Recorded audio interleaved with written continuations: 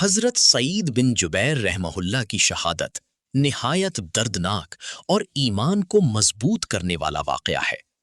وہ ایک جلیل القدر تابعی، قرآن کے بڑے عالم اور نہایت پرہیزگار انسان تھے۔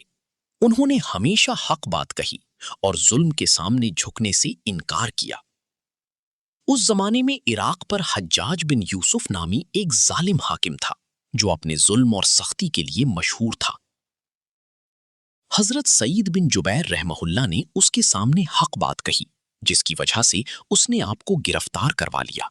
جب آپ کو اس کے دربار میں پیش کیا گیا تو اس نے آپ سے تمسخر کے انداز میں سوالات کیے، مگر آپ نے نہایت اطمینان اور بہادری کے ساتھ جواب دیے۔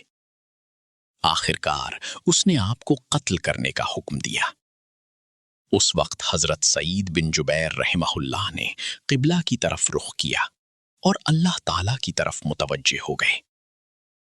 آپ نے فرمایا، میں اپنا رخ اس ذات کی طرف کرتا ہوں جس نے آسمانوں اور زمین کو پیدا کیا۔ جب آپ کا رخ بدلنے کی کوشش کی گئی تو آپ نے فرمایا، مشرق اور مغرب سب اللہ ہی کے ہیں، تم جدھر بھی رخ کرو اللہ وہیں ہے۔ پھر آپ نے دعا کی، اے اللہ، اس ظالم کو میرے بعد کسی اور پر مسلط نہ کرنا۔ اس کے بعد آپ کو شہید کر دیا گیا۔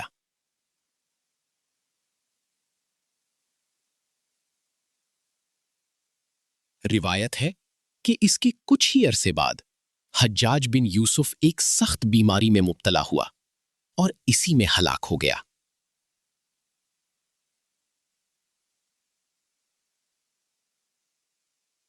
یہ واقعہ ہمیں سکھاتا ہے کہ سچ اور حق پر قائم رہنا ہی اصل کامیابی ہے، چاہے اس کے لیے جان ہی کیوں نہ دینی پڑے۔